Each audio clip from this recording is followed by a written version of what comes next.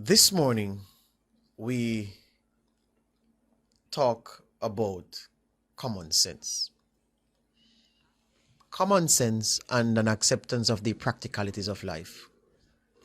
And from a political perspective, we talk about politicians who are in touch with the people, who have their finger on the pulse of what the public wants, and then retire to craft the best approach to delivering on those wants.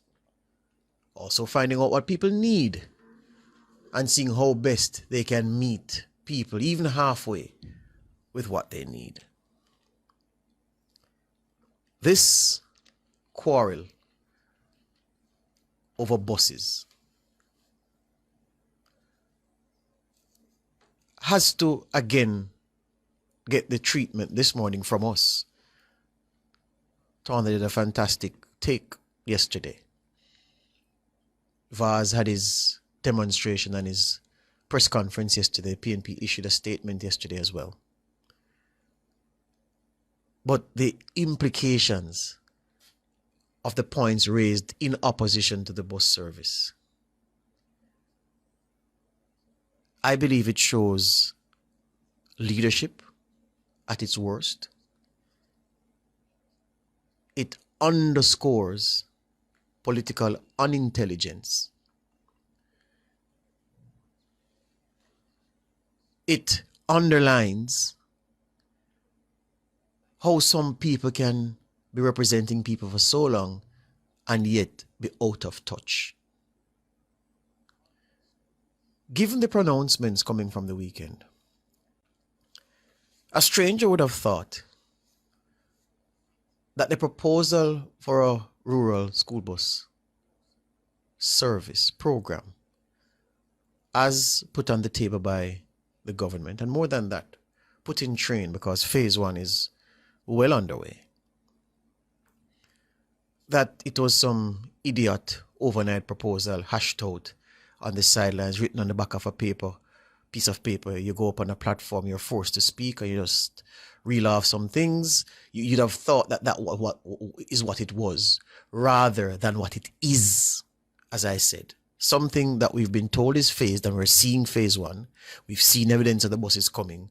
So the promise for phase two, we hold that promise, and we expect that promise to be delivered because we see the units of the promised delivery with our own eyes. So after they lost their collective minds on the weekend, and it is commentary of like this, of course, that make people say, oh, you're supporting the ruling party. Rubbish. Our job is to call out nonsense when we hear it. Our job is to use this segment of the show, the opinionated segment, to say what we think. Otherwise, we interview people, and some of you are not smart enough to know the difference between when you're interviewing someone as opposed to when you're giving your opinion on something. Yeah? But anyway,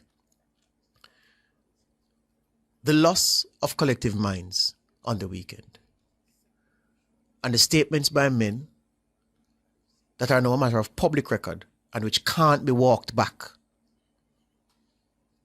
and the burning of bridges with certain people who may have been sympathetic to your overall message and your approach before, but hearing you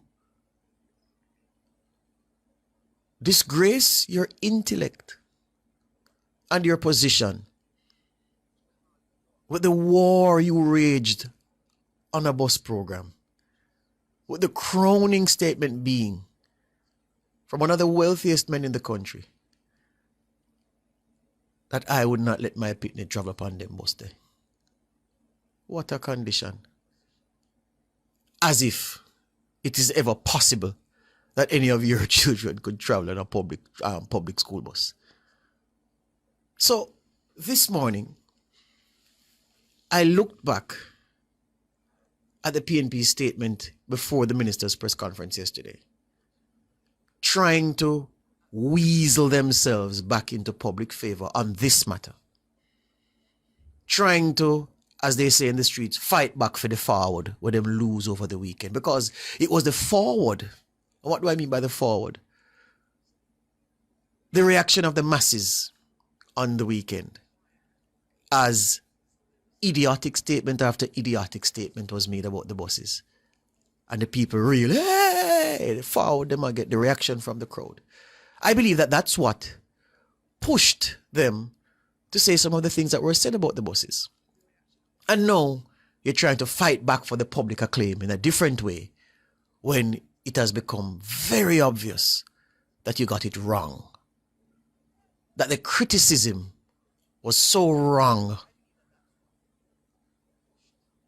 that even the most ardent comrade, and I've watched and I've listened to and looked at the chats on various platforms, even the most strident comrade who has an answer for everything is struggling, droning to justify the position that their party has taken about these school buses. So reading the statement issued by Mikhail Phillips, and poor Mikhail, he always finds himself in the position of leaders more senior to him in the PNP doing things and saying things. And then he has to come with a statement to try and do damage control. Poor soul, what a burden to carry. His statement on Tuesday. The PNP reaffirms its support for the implementation of a comprehensive rural school transport system that ensures students can travel to and from school safely, reliably, and with dignity. Hello? The PNP reaffirmed its support. Where did it affirm the support before this statement yesterday? Tell me, in all of what was said on the weekend, where was the affirmation of that support to support your statement on Tuesday that the PNP is reaffirming this support? You're not writing for fools. You know how to talk to people who don't. So we know what words mean. It's our trade. To reaffirm your support for something, obviously, you don't need to be a scholar to figure this one out. You'd have had to affirm it or to establish it before, and you're reaffirming it now. Tuesday's statement reaffirms nothing of the sort because there was no affirmation for this thing before Tuesday. The statement continues. The party maintains, however, that such a system must be grounded in safety, operational efficiency, and with specifications suitability to the Jamaican terrain for long-term sustainability. You call that word salad. The current government initiative, which involves the importation of decommissioned buses for use on rural routes, raises serious questions on all three fronts. So the three fronts: safety, operational efficiency, and with specifications suitable, should have been suitable, but the statement says suitability, to the Jamaican terrain for long-term sustainability. Lofty goals the PNP is imposing. All right, fine.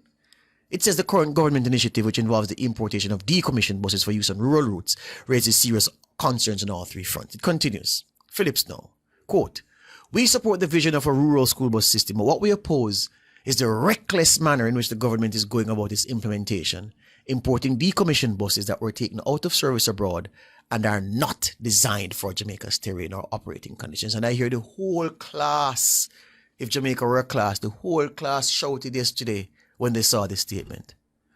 So where before have we used buses or motor vehicles in Jamaica built in foreign that we import here that were designed for the Jamaican terrain and conditions? Where? When? So what is this? To say that because the buses are not designed for the Jamaican terrain. Like which buses before? Which bus is made in India? Tata is from India. Japan, the United States, wherever in Europe that they make vehicles. The manufacturing hotbed, Sunderland in the UK, where Nissan had a factory for many years.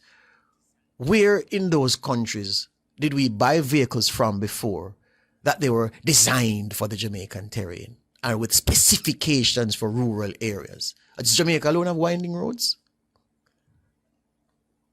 The statement continues. The PNP has noted that these buses were retired from service in their country of origin, specifically because they had aged out of systems considered safe and reliable for school children.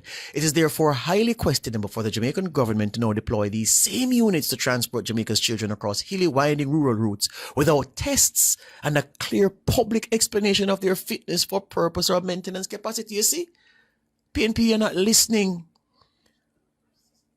The pilot phase of this program which not one stakeholder has raised any concern about. Initially, there was a concern about, well, the timeliness, because the bus wasn't on time, wasn't able to deliver the students to school on time. They fixed that. The buses are being tested. In case you never know, it's not September yet. September is to come. So what is happening now is to test, to look at the system, timeliness, how the buses perform on the roads, how the retrofitting holds up to what is required, how the electronics or the GPS, the app monitoring, all of those things. That is what is happening in this phase. And I'm not saying that the bus program proposed, well, not being proposed, it's implemented, is perfect. No.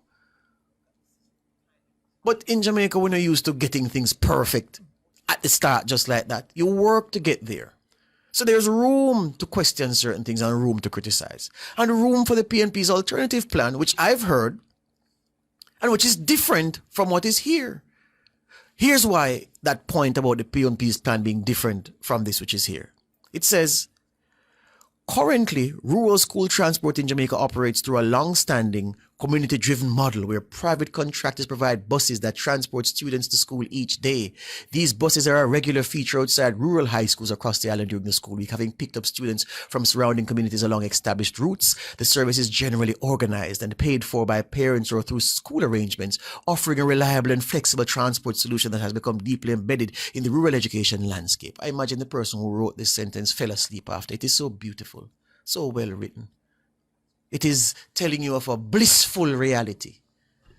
And that this system, this program, this service is coming to damage that, because it is so blissful already that where it is not meeting its needs, all you have to do is increase the funding and it will work even better. Rubbish.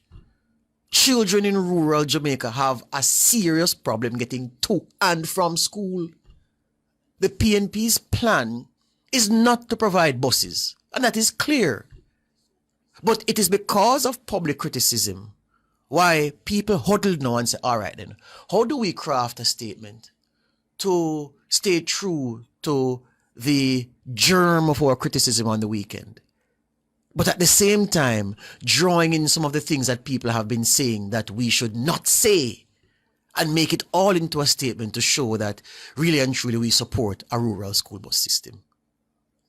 When your spiel on the weekend was that you do not support a rural school bus system, you're going to give the money to families who are not on path. 20,000 you said. That's not the PNP's plan. A rural school bus system is not the PNP's plan. A rural school bus system is the JLP's plan. And it is up to the people to determine which plan is better. And you sought on the weekend to show that the JLP's plan is inferior because of all bus them I use and Pitney I got dead if them take the buses. That is what you said on the weekend. So where does Tuesday statement come from? This flowery statement, brilliantly worded, drizzled in honey and caramel. Where it come from? What's the use of it in light of what happened on the weekend? And how is it that you're going to make TikTok comments, Twitter comments, Instagram comments shape what you say? It is your responsibility, PNP. Come with the policies that are coming from your budget debate presentations and that your spokespersons have been saying week in, week out. Stand by them. Tell us how they will work. But when you lose your mind on the political platform and when the public turn them back on you, you try to manufacture a way to get back into the good graces and say, oh, well, we were supportive of this thing all along. Can't fool we. Can't trick we. Not today.